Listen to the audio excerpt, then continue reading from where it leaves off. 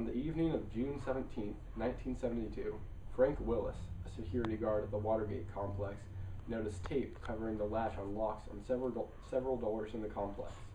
He took the tape off and thought nothing of it. An hour later, he discovered that someone had retaped the locks. Willis called the police, and 5 men were arrested inside the Democratic National Committee's office. The 5 men were Virgilio Gonzalez, Bernard Barker, James W. McCord Jr., Eugenio Martinez, and Frank Sturgis. The 5 were charged with attempted burglary and attempted interception of telephone and other communications.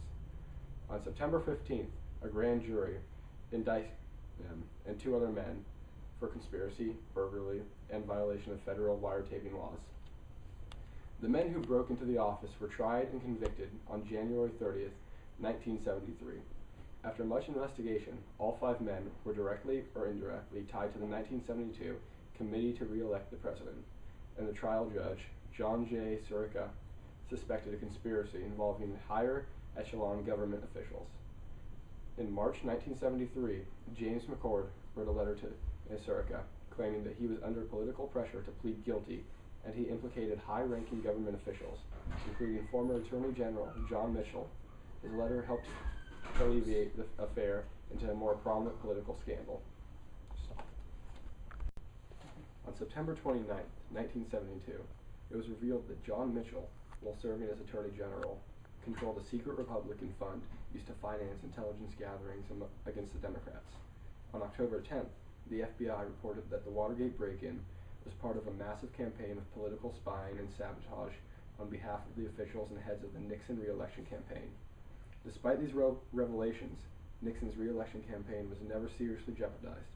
On November 7th, the president was re-elected in one of the biggest landslides ever in American political history. The connection between the break-in and the re-election campaign committee was highlighted by media coverage.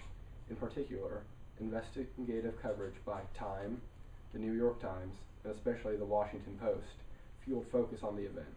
The coverage dramatically increased publicity and consequent political repercussions. Relying heavily upon anonymous sources, Post reporters Bob Woodward and Carl Bernstein uncovered information suggesting that knowledge of the break-in and attempts to cover it up led deep into the Justice Department, the FBI, the CIA, and even the White House. Chief among the Post's anonymous sources was an individual they had nicknamed Deep Throat. It was Deep Throat who met secretly with Woodward and told him of Howard Hunt's involvement with the Watergate break-in, and that the rest of the White House staff regarded the stake in Watergate extremely high. Deep Throat also warned Woodward and the FBI wanted to know where he and the other reporters were getting their information, which was uncovering even a wider web of crimes than first enclosed.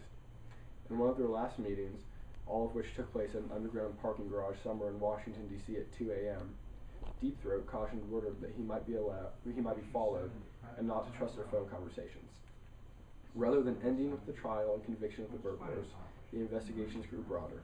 A Senate committee chaired by Senator Sam Ervin was set up to examine Watergate and began issuing subpoenas to White House staff members. On April 30th, 1973, Nixon was forced to ask for the resignation of 2 of his most influential aides, H.R. Haldeman and John Ehrlichman, both of whom were indicted and ultimately went to prison. He also fired White House counsel John Dean, who went on to testify before the Senate and became a key witness against President Nixon. On March 1st, 1974, former aides to the president known as the Watergate Seven, Haldeman, Ehrlichman, Mitchell, Charles Colson, Gordon C. Strachan, Robert Mardian, and Kenneth Parkinsons, were indicated for conspiring to hinder the Watergate investigation. The grand jury also secretly named Nixon as an unindicted co-conspirator. John Dean, Jeb Stuart Magruder, and other figures had already pleaded guilty. On April 5th, 1974, former Nixon Appointments Secretary Dwight Chapin was convicted of lying to the grand jury. 2 days later, the Watergate grand jury indicted Ed Renneke, Republican Lieutenant Governor of California, on 3 charges of perjury before the Senate committee. Nixon's position was becoming increasingly precarious, and the House of Representatives began formal investigations into the possible impeachment of the president.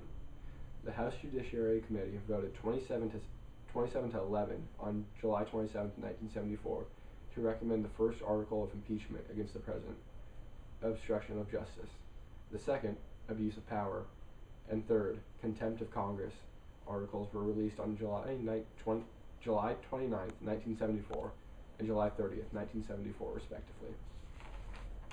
Throughout this time, Nixon still denied any involvement in the ordeal.